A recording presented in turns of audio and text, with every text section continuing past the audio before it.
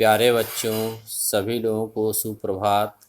Chemistry के class में आज आप सभी लोगों का स्वागत है। जैसा कि हम लोग एल्कोहल पढ़ रहे थे, एल्कोहल के हम लोग रासायनिक गुण अन्य सब चीज़ें पढ़ चुके हैं। इसमें कुछ एल्कोहलों का मैं आज औद्योगिक उत्पादन बता रहा हूँ। एल्कोहलों के औद्योगिक उत्पादन में फर्स्ट है आपका एल्कीन की अम्ल उत्प्रेरित जल योजन द्वारा।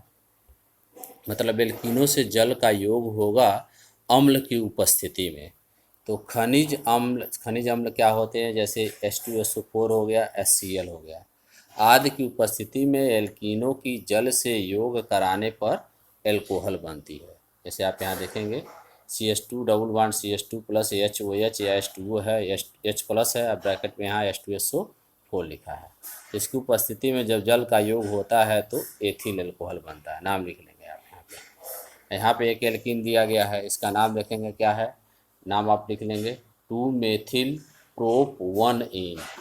2-मेथिल प्रोप 1-इन में जब जल का योग होगा तो H क्या होगा, एक जगह योग होगा, और OH क्या होगा, एक जगह योग होगा।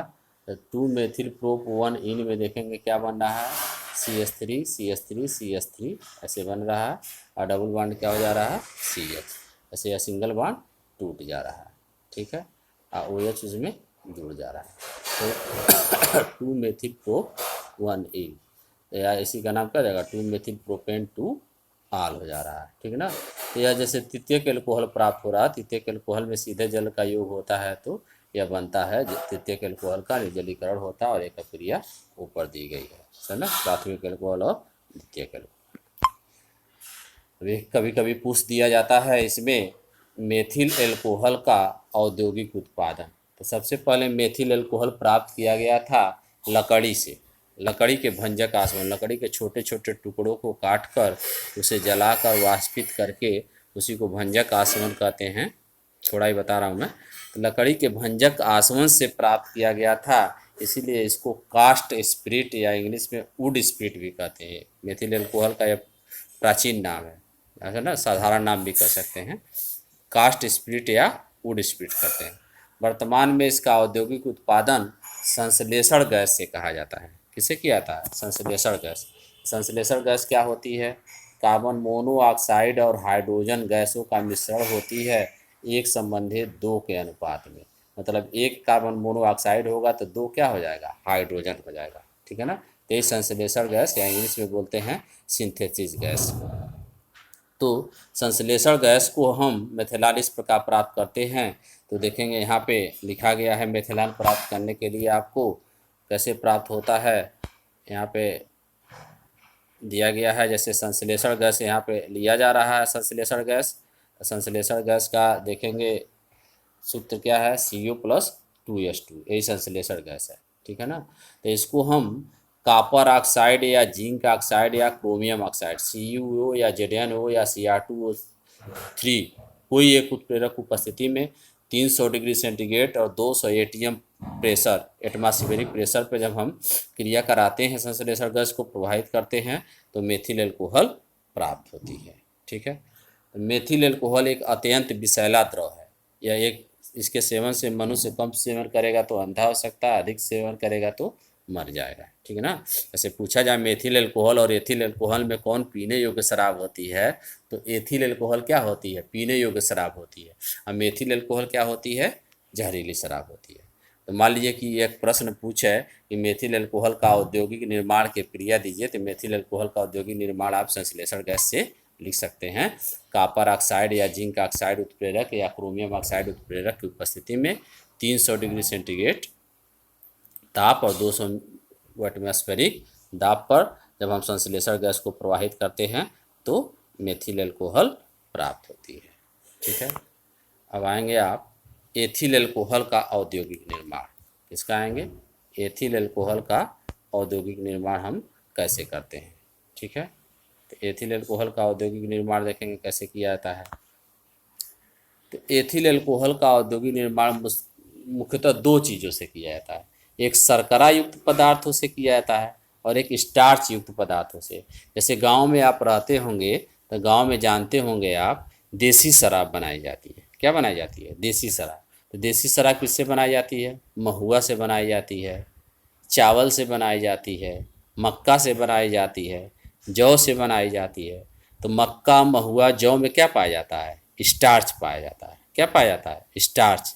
वैसे ही जैसे जो यहाँ फैक्ट्रियों में जैसे जो शराब बनती है, डिस्टिलरी में जो शराब बनती है, वह सीरे से बनाई जाती है। किससे? सीरा। सीरा क्या होता है? जैसे देखेंगे सीरा, सीरे या सीरा। तो जब हम चीनी, जैसे गन्ने की रस होती है ना, गन्ने की रस आप जानते हैं, गन्ने की रस से जब चीनी निकाली बनाई जाती है, तो जब उसमें से चीनी निकाल ली जाती है तो एक लाल भूरा जैसे महिया होता है, वैसा ही क्या होगा? चिपचिपा द्रव पदार्थ प्राप्त होता है। तो उसी को क्या कहते हैं? सीरा कहते हैं। तो उसमें क्या होती है? 20 से 25% क्या होती है? शुगर रह जाती है। 20 से 25% शुगर क्या होती है? रह जाती है। तो एथिल अल्कोहल का यहाँ औद्योगिक निर्माण देखेंगे। एथिल अल्कोहल का औद्योगिक निर्माण या तो स्टार्च, शर्करा युक्त गन्ने के रस, ग्लूकोज, सीरे के रस, शर्करा युक्त पदार्थों के किण्वन से, या जौ, चावल, मक्का आदि स्टार्च युक्त पदार्थों से किया जाता है। ठीक है, इन पदार्थों से किया जाता है। तो इन पदार्थों से किया जाता है। तो यहाँ पे हम देखेंगे शर्करा युक्त पदार्थों से किण्वन से निम्नलिखित अभिक्रिया होती है, तो उनका किण्वन किया जाता है। तो मैं यहाँ बहुत प्रोसेस नहीं दे रहा हूँ, केवल रिएक्शन दे रहा हूँ। तो जैसे सीरा जो होता है, सीरे में क्या होता है, या गन्ने के रस में क्या होता है? सुक्रोस होता है। क्या होता है गन्ने के रस में? सुक्रोस होता है। सुक्रोस का सूत्र क्या है? C12H22O11। तो उसमें हम क्या करते हैं? अलग से किण्व मतलब एंजाइम मिलाते हैं, ईस्ट या खमीर मिलाते हैं, जिसमें इन्वर्टेस एंजाइम होता है। क्या यहाँ पे लिखा गया? Invertase enzyme. इन्वर्टेस एंजाइम क्या करता है? सुक्रोस का जल अपघटन कर देता है C6H12O6, C6H12O6। तो एक का नाम है ग्लूकोस और एक का नाम क्या है? फ्रक्टोस, है ना।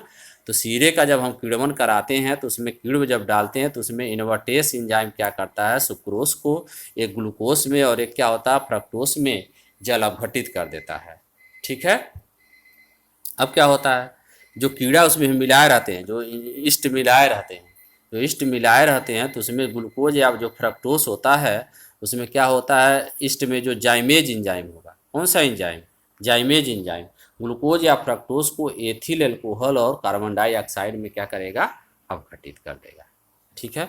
तो देखेंगे यहाँ पे शर्करा युक्त पदार्थों से दो अभिक्रियाएं दी गई हैं। एक सुक्रोज का इन्वर्टेस एंजाइम की उपस्थिति में ग्लूकोज और फ्रक्टोस में अपघटन, फिर ग्लूकोज का ईस्ट या खमीर में उपस्थित, देखिए ईस्ट या खमीर में उपस्थित जाइमेज एंजाइम द्वारा एथिल अल्कोहल और CO2 में अपघटन। यदि अभिक्रिया आएगा स्टार्च युक्त पदार्थों से, सारी शर्करा युक्त पदार्थों से, तो आप यह अभिक्रिया याद कर लेंगे। अभिक्रिया याद करना है यहाँ पे महत्वपूर्ण है।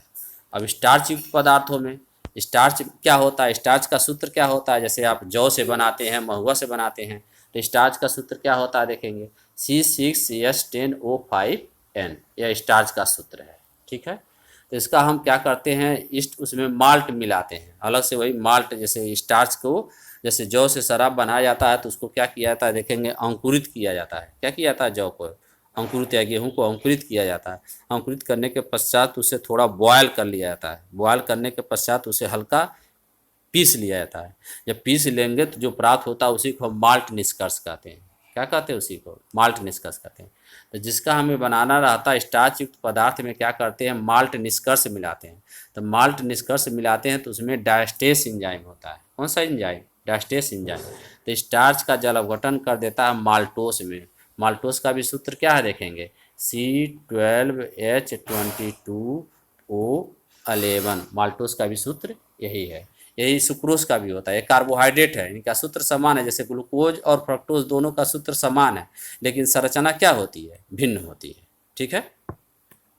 तो स्टार्च क्या होता है? डायस्टेस एंजाइम की उपस्थिति में माल्टोस में परिवर्तित हो जाता है। माल्टोस में क्या हो जाता है? वो परिवर्तित हो जाता है। अब देखेंगे माल्टोस जो होता है वही जैसे ईस्ट में उपस्थित माल्टेस एंजाइम एक होता है। कौन सा एंजाइम होता है? माल्टेस एंजाइम द्वारा जल अपघटित हो जाता है। किसमें? ग्लूकोज में। किसमें? ग्लूकोज में। अब ग्लूकोज में क्या करेंगे हम? जो ईस्ट या खमीर रहेगा उसमें कौन सा एंजाइम, जैसे ऊपर वाले में लिखा गया है जाइमेज एंजाइम होता है, उसको क्या करेगा? एथिल अल्कोहल और कार्बन डाइऑक्साइड में अपघटित कर देता है। तो ठीक है। तो आप ये चीज़ जानेंगे, ये दोनों क्रियाएं इंपॉर्टेंट है। जैसे मान लीजिए इस पे क्वेश्चन बन सकता है, स्टार्च युक्त पदार्थों से एथिल अल्कोहल के निर्माण की विधि का रासायनिक अभिक्रिया दीजिए, या ऊपर वाला दे सकता है शर्करा युक्त पदार्थ से एथिल अल्कोहल बनाने की अभिक्रिया दीजिए। तो दोनों आप याद कर लेंगे, ठीक है। अब आप आगे आएंगे इसमें किण्वन। किण्वन क्रिया वही होती है। किण्वन क्या होती है? किण्वन क्रिया जैसे देखेंगे, दूध से दही जब बनता है तो दूध को हल्का गर्म कर लिया जाता है, उसमें अलग से जूअन डाला जाता है। तो जूअन जो होता है दही में, उसमें किण्व होते हैं। क्या करते हैं? किण्व होते हैं। वही किण्व क्या करते हैं? उसको दूध से दही में परिवर्तित करते हैं। तो किण्वन क्रिया किसकी उपस्थिति में होती है? सूक्ष्म जीवों की उपस्थिति द्वारा, सूक्ष्म जीवों की उपस्थिति द्वारा कार्बनिक यौगिकों के धीरे धीरे सरल कार्बनिक पदार्थों में अपघटित होने की क्रिया। मतलब सूक्ष्म जो जीव होते हैं वो क्या करते हैं? कार्बनिक यौगिकों को धीरे धीरे सरल कार्बनिक पदार्थों में क्या करते हैं? वे अपघटित होते हैं। इसी क्रिया को हम क्या कहते हैं? किण्वन करते हैं। मतलब सूक्ष्म जीव उपस्थित हो किसी पदार्थ में, हम डाल दें कार्बनिक पदार्थ में, और क्या कर रहे हैं सूक्ष्म जीव, उसको अलग दूसरे कार्बनिक पदार्थों में अपघटित कर दें, तो उसी क्रिया को क्या कहा जाएगा? किण्वन कहा जाएगा। और जिन सूक्ष्म जीवों के कारण यह क्रिया संपन्न होती है उन्हें हम किण्व कहते हैं। क्या कहते हैं? किण्व कहते हैं। जैसे देखेंगे, दूध से दही का जमना, ये भी किण्वन है।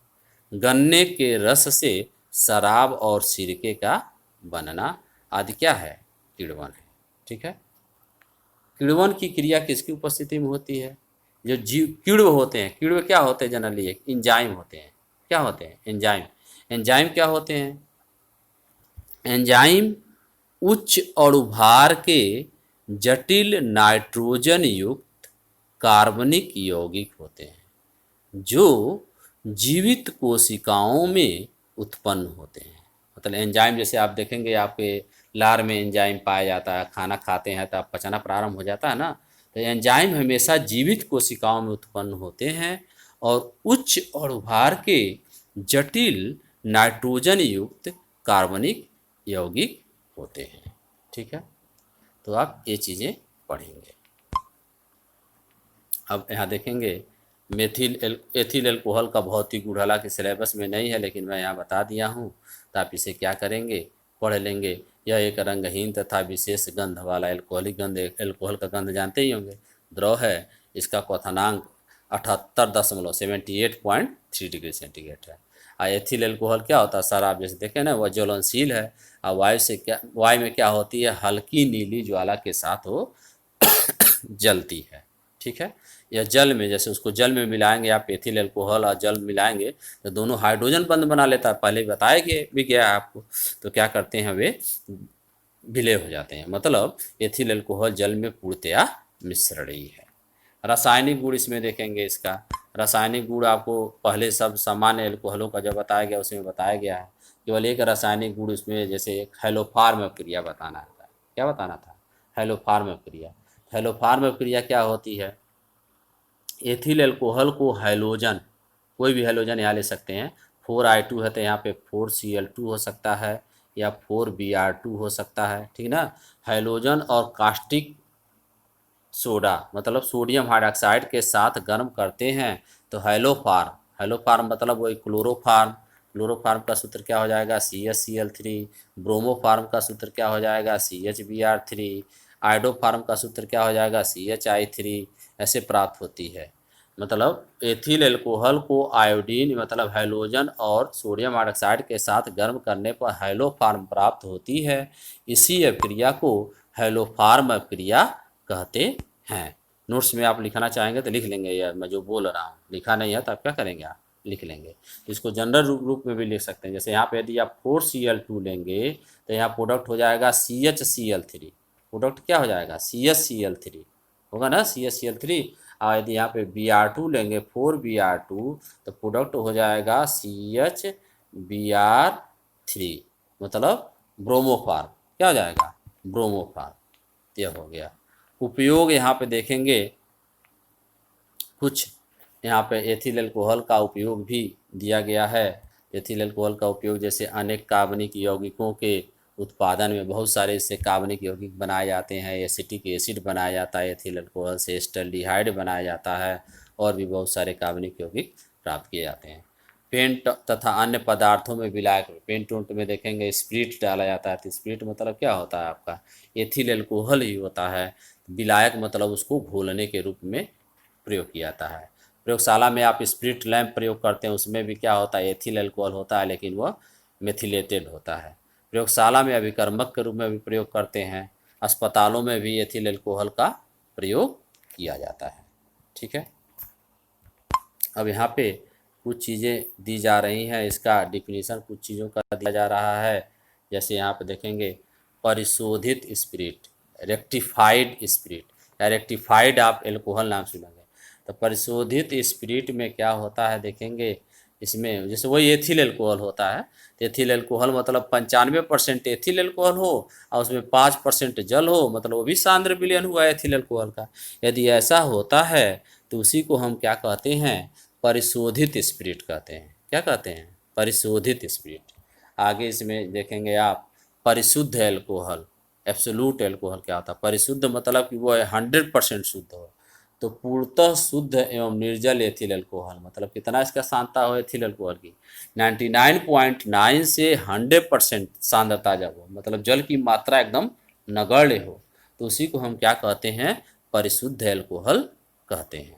ठीक है, अब यहाँ पे है देखेंगे मेथिलिट स्पिरिट या विकृत स्पिरिट। इम्पॉर्टेंट भी है, पूछा भी जाता है एग्जाम में। जैसे जो स्पिरिट होती है, स्पिरिट में क्या होती है आपका, एथिल अल्कोहल होता है, C2H5OH। ठीक ना। तो पहले इसको क्या किया जाता था, लैब में यूज किया जाता था। लैब में जब एथिल अल्कोहल को यूज किया जाता था या कहीं पे भी उसको जलाने के लिए जैसे स्पिरिट लैंप अन्य चीज यूज किया जाता था, तो लोग क्या करते थे, उसका मिसयूज कर लेते थे, पीने के लिए बेच देते थे या पी जाते थे। तो उसी को दूर करने के लिए क्या किया गया, मेथिलिट स्पिरिट या विकृत स्पिरिट, उसी स्पिरिट को क्या किया जाता है, मेथिलेटेड कर दिया गया, विकृत कर दिया गया, जिससे लोग पी न सकें, मिसयूज न कर सकें।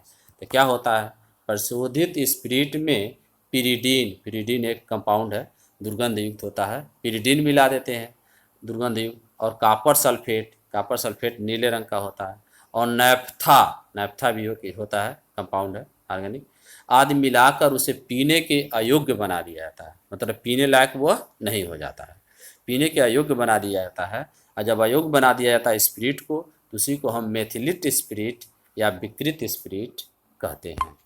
ठीक है, तो आप यह पढ़ लेंगे ये चीज़ें। उसके बाद आपका है यहाँ पे देखेंगे पावर एल्कोहल। क्या है, पावर एल्कोहल। पावर एल्कोहल क्या होता है, आजकल जैसे आप पेट्रोल पंप पे देखते होंगे, पेट्रोल पंप पे जाएंगे देखेंगे तो वहाँ पेट्रोल पंप पे लिखा भी रहता है कहीं कहीं पे, एथेनॉल युक्त, मतलब एथिल अल्कोहल युक्त पेट्रोल। ठीक ना। तो आजकल भारत में भी लगभग 15 से 20% पेट्रोल में, जैसे पेट्रोल जैसे 1 लीटर है तो 15 से 20% उसमें क्या होता है, एथिल अल्कोहल एवं अल्प मात्रा में बेंजीन मिला जाती है। अल्प मात्रा में क्या मिला दी जाती है, बेंजीन। तो यहाँ पे देखेंगे लगभग 80% पेट्रोल और 15 से 20% एथिल अल्कोहल तथा अल्प मात्रा में बेंजीन का मिश्रण जो है ईंधन के रूप में प्रयोग किया जाता है। किस रूप में प्रयोग किया जाता है, ईंधन के रूप में प्रयोग किया जाता है। और वही जो ईंधन के रूप में प्रयुक्त किया जाता है उसी को हम क्या कहते हैं, पावर एल्कोहल कहते हैं। क्या कहते हैं, पावर एल्कोहल कहते हैं। अब यहाँ पे देखेंगे कुछ प्रश्न जो ऊपर से संबंधित लिखा गया है। ऊपर जो पावर एल्कोहल या मेथिलिक स्पिरिट बताई गई हैं, इनसे भी कभी कभी शार्ट में प्रश्न बनते हैं कि पावर एल्कोहल क्या है, मेथिलिक स्पिरिट क्या है। ठीक है, कुछ प्रश्न दिए गए हैं, जैसे किण्वन किसे कहते हैं, शर्करा युक्त या स्टार्च युक्त पदार्थों से एथिल अल्कोहल की निर्माण की प्रक्रिया दीजिए। तो जो दो दिया गया था आपको ऊपर बताया गया है, शर्करा युक्त और स्टार्च युक्त पदार्थों से एथिल अल्कोहल के निर्माण की प्रक्रिया, तो आप वो बता लेंगे। दूसरा देखेंगे क्या है इसमें, मेथिल अल्कोहल के औद्योगिक निर्माण की प्रक्रिया दीजिए। मतलब वही संश्लेषण गैस से Cu+2S2, तीर का निशान ऊपर कॉपर ऑक्साइड या क्रोमियम ऑक्साइड या जिंक ऑक्साइड, और नीचे 300 डिग्री सेंटीग्रेड 200 एटमॉस्फेरिक प्रेशर, और वही बन जाएगा आपका मेथिल एल्कोहल। ये तो हो गया मेथिल एल्कोहल। अब यहाँ पे देखेंगे कुछ जैसे मैं आपको अंतः परिवर्तन दे रहा हूँ जो एग्ज़ाम में भी पूछे जाते हैं, बोर्ड एग्ज़ाम में भी। तो एल्कोहलों का अंतः परिवर्तन, तो एल्कोहलों का अंतर परिवर्तन मतलब निम्न एल्कोहल से उच्च एल्कोहल। निम्न एल्कोहल मतलब मेथिल एल्कोहल जिसमें CH3OH एक कार्बन है, से एथिल एल्कोहल उसमें कितने कार्बन है, 2 कार्बन है। कौन से 2 कार्बन है, C2H5OH। तो हम कैसे करते हैं निम्न एल्कोहल से उच्च एल्कोहल के लिए, जनरल आप क्रिया देखेंगे दिया गया। तो एल्कोहल लिया गया ROH, तो कोई भी निम्न एल्कोहल होगा सबसे पहले हम उसका हाइड्रोजन आयोडाइड से क्रिया कराएंगे। हाइड्रोजन आयोडाइड से क्रिया कराएंगे तो एल्किल आयोडाइड RI बनेगा, मुख्य उत्पाद ही लिखा जाता है इसमें। फिर हम उसको KCN से क्रिया कराएंगे पोटेशियम साइनाइड से, तब बनेगा RCN एल्किल साइनाइड। फिर हम उसका एल्किल साइनाइड का अपचयन कराते हैं, अब चाहे कोई भी हो सकता है इसमें, अपचयन कराते हैं। तो अपचयन कराएंगे तो क्या होता है, उसका एमीन बनता है RCH2NH2। एमीन का जैसा कि एल्कोहल वाले लेसन में बताए हैं, एमीन को जब हम नाइट्रस अम्ल के साथ गर्म करते हैं, नाइट्रस अम्ल के साथ गर्म करते हैं तो एल्कोहल बनता है और N2+H2O जैसा कि रिएक्शन आपको याद हो रहा होगा, इंपॉर्टेंट क्रिया है, तो यह चीज़ होती है। तो देखेंगे निम्न एल्कोहल से उच्च एल्कोहल बनाने में क्या क्या चीज़ है। एल्कोहल को हम सबसे पहले हाइड्रोजन आयोडाइड से क्रिया करा रहे हैं। एल्कोहल को किससे क्रिया कराया जा रहा है, हाइड्रोजन आयोडाइड से, तो एल्किल आयोडाइड बन रहा है। फिर पोटेशियम साइनाइड से क्रिया करा रहे हैं तो क्या बन रहा है, एल्किल साइनाइड बन रहा है। फिर अपचयन करा रहे हैं तो क्या बन रहा है, प्राथमिक एमीन RCH2NH2, देखेंगे उसमें जुड़ता चला जाएगा CH में NH2। जैसे C और कार्बन के बीच यहाँ ट्रिपल बॉन्ड होता है, कार्बन के और नाइट्रोजन के बीच क्या होता है, यहाँ पे ट्रिपल बॉन्ड होता है RCN या ऐसे है, तो उसमें क्या हो जाएगा, 4 हाइड्रोजन जुड़ेगा तो RCH2NH2, ठीक है। और उसके बाद हम उसको नाइट्रस अम्ल से गर्म करते हैं तो प्राथमिक एल्कोहल प्राप्त होती है। जैसे यहाँ पे देखिए दिया गया है मेथिल एल्कोहल से एथिल एल्कोहल, मतलब CH3OH से C2H5OH। तो मेथिल एल्कोहल की क्रिया कराए तो मेथिल आयोडाइड, KCN से क्रिया कराए तो मेथिल साइनाइड, इसका अपचयन कराएं, अपचयन नीचे नहीं लिखा गया है तो एथिल एमीन CH3CH2NH2, इसको हम नाइट्रस अम्ल के साथ क्रिया करें तो क्या प्राप्त हो जाएगा, वही एथिल एल्कोहल। ये तो हो गया, इंपॉर्टेंट है, आप इसे कर लेंगे, ठीक है। उसके बाद आप देखेंगे इसमें आएगा उच्च एल्कोहल से निम्न एल्कोहल प्राप्त करने के लिए। तो उच्च एल्कोहल से हम निम्न एल्कोहल कैसे प्राप्त करते हैं, तो सबसे पहले उच्च एल्कोहल मतलब जिसमें कार्बन अधिक हो, और निम्न एल्कोहल जो प्राप्त करेंगे जिसमें कार्बन क्या होगा, कम होगा। तो उच्च एल्कोहल का हम सबसे पहले क्या करते हैं, ऑक्सीकरण कराते हैं। देखेंगे अम्लीय पोटेशियम डाइक्रोमेट यहाँ लिखा गया है K2Cr2O7 + H2SO4। तो ऑक्सीकरण होगा तो वह पहले पद में एल्डिहाइड प्राप्त हो जाएगा, एक कार्बन, जैसा कि इसी चैप्टर में बताया गया है।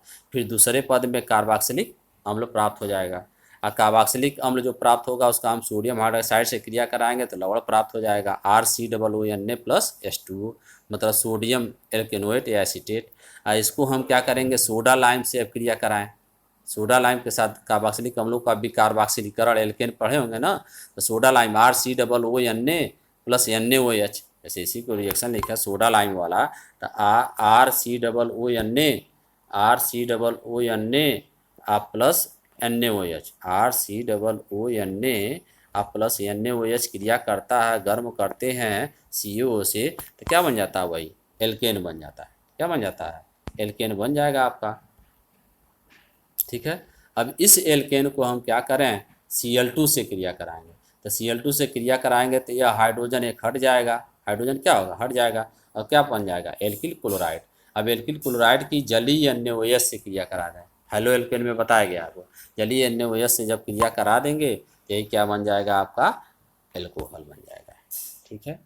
तो इसके लिए आपको जैसा कि यहाँ नीचे देखेंगे, अब क्रिया आपको दिया गया है, यहाँ पे नीचे क्या आप क्रिया देखेंगे, यहाँ पे देखेंगे एथिल एल्कोहल है, एथिल एल्कोहल की जब क्रिया दी गई है इसमें, तो एथिल एल्कोहल की क्रिया दी गई है, यहाँ पे देखेंगे यह चीज़ है, एथिल एल्कोहल है, और K2Cr2O7 से जब ऑक्सीकरण कराया जा रहा है तो एस्टल्डिहाइड बन रहा है, एस्टल्डिहाइड का ऑक्सीकरण कराया जाएगा तो एसिटिक एसिड, एसिटिक एसिड का जब सोडा लाइम से क्रिया कराएंगे CH3COONA का, तो देखेंगे यहाँ पे आपका मेथेन बन गया है, सोडा लाइम से क्रिया कराए हैं, मेथेन की क्रिया क्लोरीन से कराए हैं तो मेथिल क्लोराइड बन गया है, और मेथिल क्लोराइड की जब हम NaOH से क्रिया कराए हैं तो मेथिल एल्कोहल बन गया। तो ये चीज़ें हो गई, तो ये अंतः परिवर्तन भी क्या है, इम्पॉर्टेंट है। और भी बहुत सारा अंतर परिवर्तन है, लेकिन मैं दो इम्पॉर्टेंट आपको बताया हूँ यहाँ पे। निम्न एल्कोहल से उच्च एल्कोहल और उच्च एल्कोहल से निम्न एल्कोहल। तो बच्चों आप लोग इसको ध्यान से पढ़ेंगे। आज एल्कोहल समाप्त हो गया। अगले टर्न पर जब मैं शुरू करूँगा तो फिनोल बताऊँगा, उसके बाद ईथर। ठीक है, तो बहुत डिटेल में आपको एल्कोहल बताया गया। ये सब चीज़ों का नोट्स आप क्या करेंगे, खूब अच्छी तरह से बना लेंगे। और क्वेश्चन भी आप एनसीईआरटी से, अन्य जगह से आप अवश्य करेंगे। उसमें एनसीईआरटी की बुक आप ले लीजिए, कहीं से भी मिल जाए। उसमें जो क्वेश्चन दिया आप पढ़ने का भी प्रयास करेंगे, और जो नहीं क्वेश्चन समझ में आएगा आप उसे मुझसे पूछेंगे। धन्यवाद सभी लोगों का।